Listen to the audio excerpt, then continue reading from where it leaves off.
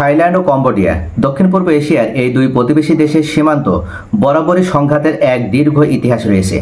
দীর্ঘ বনভূমি বেষ্টিত এই সীমান্তের কিছু অংশ নিয়ে উভয় দেশেরই দাবি ছিল এবং পূর্ব থেকে তারা এই দাবিটা করে আসলেও এখন পর্যন্ত শান্তিপূর্ণ অবস্থান তারা ধরে রাখতে সক্ষম হয়েছিল। কিন্তু সর্বশেষ হঠাৎ করে এই দুই রাষ্ট্র কেন যুদ্ধে জড়িয়ে পড়ল? এটার পেছনে কি শুধুমাত্র এই সীমান্ত সমস্যা নাকি অন্য কোনো সমস্যা জড়িত রয়েছে? ইতিমধ্যে এটা নিয়ে কিন্তু ব্যাপক আলোচনার জন্ম দিয়েছে। ধারণা করা হচ্ছে যে এখানেও ইহুদিবাদী ইসরায়েলের প্রভাব রয়েছে। কম্বোডিয়া নাকি থাইল্যান্ড, কোন রাষ্ট্র ইসরায়েলের পক্ষ হয়ে কাজ করছে, আমেরিকার মদতপুষ্ট সৈন্যবাহিনীর পক্ষ হয়ে কাজ করছে, ঠিক তেমনইভাবে রাশিয়ার পক্ষ অবলম্বন করার মাধ্যমে নিজ দেশের স্বাধীনতা সার্বভৌমত্ব রক্ষার জন্য কোন দেশ জীবনপণ লড়াই করছে, এই ভিডিওতে আমি তুলে ধরব। 2008 এবং 2011 সালে গুরুতর গোলাগুলিতে 40 জনের প্রাণহানি হয়েছিল। তবে সেই সংঘাতগুলো তুলনামূলকভাবে দ্রুত শান্ত হয়েছিল। এমনকি চলতি বছরের মে মাসেও কম্বোডিয়ার এক সৈনিক নিহত হওয়ার পর উভয় পক্ষকে সহিংসতা প্রতিরোধে আগ্রহী দেখা গেছে এবং উত্তেজনা কমাতে উভয় দেশের সেনা কমান্ডারদের মধ্যে বৈঠকও হয়েছিল। কিন্তু গত বৃহস্পতিবার সেই শান্ত অবস্থা বিস্ফোরণের রূপ নিয়েছে। থাই কর্তৃপক্ষ জানিয়েছে শুক্রবারও লড়াই চলতে থাকে অন্তত এখন পর্যন্ত 15 জন নিহত হয়েছেন, যাদের মধ্যে একজন ছাড়া সবাই বেসামরিক নাগরিক। কম্বোডিয়াও একজন বেসামরিক নাগরিক নিহত হয়েছেন বলে জানা গেছে। গত বুধবার একটি ল্যান্ডমাইন বিস্ফোরণে 5 থাই সেনা আহত হওয়ার পর এবারে উত্তেজনা বড় আকারে ছড়িয়ে পড়েছে। প্রশ্ন উঠছে দুই দেশের মধ্যে এই সীমান্ত সংঘাতের পেছনে নেপথ্য কারণটা আসলে কি? উত্তেজনা বাড়ার পেছনের মূল কারণ হিসেবে দেখা হচ্ছে গত মাসে দুই দেশের সম্পর্কের অবনতিকে। কম্বোডিয়ার জ্যেষ্ঠ নেতা হুন সেন থাই প্রধানমন্ত্রী পেতংতান সিনাওয়াত্রাকে চরমভাবে বিব্রত করেছে বিতর্কিত সীমান্ত নিয়ে তাদের মধ্যে একটি ফোন আলাপ ফাঁস করে।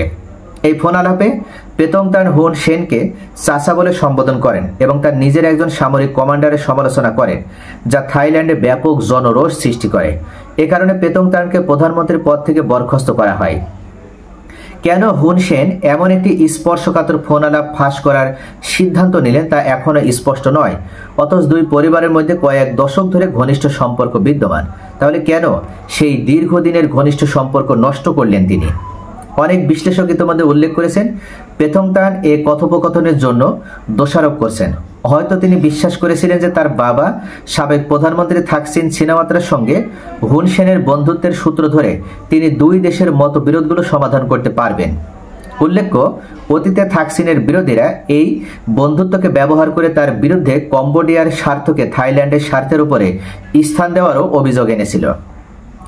এই ফোন আলাপ ফাঁস সিনাওয়াত্রার পরিবারকে সম্পূর্ণ অপ্রত্যাশিতভাবে হতবাক করে দিয়েছে। থাকসিন ও পেতংতান উভয়ের প্রতিক্রিয়া থেকে মনে হচ্ছে তারা বিশ্বাসঘাতকতা শিকার হয়েছেন। এর মধ্য দিয়ে দুই দেশের মধ্যে ক্রমবর্ধমান এক তিক্ত বাকযুদ্ধ শুরু হয়েছে। তবে এটি কেবল কথার চেয়েও বেশি কিছু। থাই পুলিশ থাইল্যান্ডে প্রভাবশালী কম্বোডিয়ান ব্যবসায়ীদের বিরুদ্ধে তদন্ত শুরু করেছে, যাদের বিরুদ্ধে জুয়া ও প্রতারণার সাম্রাজ্য গড়ে তোলার অভিযোগ রয়েছে। পিছু হটার পরিবর্তে কম্বোডিয়ার হুন সেন থাইল্যান্ড এবং বিশেষ করে সিনাওয়াত্রা পরিবারের বিরুদ্ধে বাগাড়ম্বর বাড়ানোর সুযোগটি লুফে নিয়েছেন বলে মনে হচ্ছে। তিনি দাবি করেছেন যে তার কাছে গোপন নথি রয়েছে যা প্রকাশ পেলে থাকসিন ফেঁসে যেতে পারেন এবং প্রমাণ হতে পারে যে তিনি রাজতন্ত্রের অপমান করেছেন।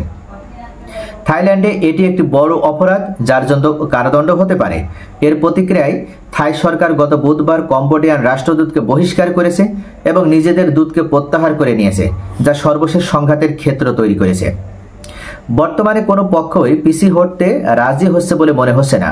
উভয় দেশের নেতৃত্বে আপোষ করার মতন প্রয়োজনীয় শক্তি ও আত্মবিশ্বাসেরও অভাব দেখা যাচ্ছে। কম্বোডিয়ার প্রধানমন্ত্রী হিসেবে এসেছেন সাবেক শক্তিশালী নেতা হুন সেনের অনভিজ্ঞ ছেলে হুন মানেট, যার মধ্যে বাবার মতো কর্তৃত্ব দেখানোর শক্তি নেই। ফলে মনে হচ্ছে হুন সেনই এই সংঘাতকে আরও এগিয়ে নিয়ে যেতে ইচ্ছুক। অন্যদিকে থাইল্যান্ডে থাকসিনের দলকে কেন্দ্র করে গঠিত দুর্বল জোট সরকার স্থবির অর্থনীতি এবং মার্কিন নিষেধাজ্ঞার হুমকির কারণে বিপর্যস্ত। এই অবস্থায় তারা কম্বোডিয়ার মোকাবেলা কোনোভাবেই করতে পারবে না, অর্থাৎ এটাও স্পষ্ট হয়ে গেছে যে তাদের দুর্বলতা রয়েছে। কম্বোডিয়ার অর্থনীতি বর্তমানে খারাপ সময় পার করছে। তবে উভয় দেশে হুন সেন ও থাকসিনের মতন অভিজ্ঞ রাজনীতিবিদ রয়েছেন, যারা যখন প্রস্তুত থাকবেন তখন এই পরিস্থিতি থেকে বেরিয়ে আসার একটা উপায় খুঁজে বের করতে পারবেন। একই সঙ্গে আসিয়ানের অন্য সদস্য দেশগুলো এই সংঘাতে হস্তক্ষেপ করে উভয় দেশকে উত্তেজনা কমাতে রাজি করাতে চেষ্টা করে কিনা তাও দেখার বিষয়। সদস্য দেশগুলোর মধ্যে সংঘাত এড়ানোই আসিয়ান গঠনের প্রাথমিক উদ্দেশ্য ছিল। ফলে এই মুহূর্তে আসিয়ানের কিছু দেশের জন্য এই দুটি দেশকে সংঘাত নিরসনে সহায়তা করা একটা অগ্রাধিকার হওয়া উচিত। তবে আসল বিষয় হচ্ছে, এশিয়ার সবচেয়ে দ্রুত রাজনৈতিক জীবিত ব্যক্তিদের একজন হচ্ছে হুন সেন, যিনি একটি ম্যাকিয়াভেলির পদক্ষেপ নিয়েছেন। তিনি থাইল্যান্ডে নিজের বেশিরভাগ প্রভাব হারানো এক মিত্রকেও থাকসিনকে ত্যাগ করেছেন। একই সঙ্গে নিজের জনগণের চোখে নিজের জাতীয়তাবাদী পরিচয়কে উজ্জ্বল করেছেন। তবে বিবিসি নিউজের পক্ষ থেকে একটি প্রতিবেদনে উল্লেখ করা হয়েছে, বলা হচ্ছে যে উভয় দেশের এই দুইটি প্রধান রাজনৈতিক পরিবার তারা বিশ্বাসঘাতকতার মুখোমুখি হওয়ার কারণে তাদের এই ফোন আলাপ প্রকাশিত হয়েছে, আর যেটাকে ইস্যু হিসেবে ব্যবহার করেই দুই দেশের ভিতরে এই সীমান্ত যুদ্ধ শুরু হয়েছে। ইতিমধ্যে থাইল্যান্ড যেমন মার্কিন যুক্তরাষ্ট্রের দেওয়া F-16 যুদ্ধ বিমান ব্যবহার করার মাধ্যমে কম্বোডিয়ায় হামলা চালিয়েছে, ঠিক তেমনইভাবে কম্বোডিয়াও তারা বসে নেই, তারা রাশিয়ান তৈরি যুদ্ধ বিমান ব্যবহার করে থাইল্যান্ডে হামলা চালিয়েছে।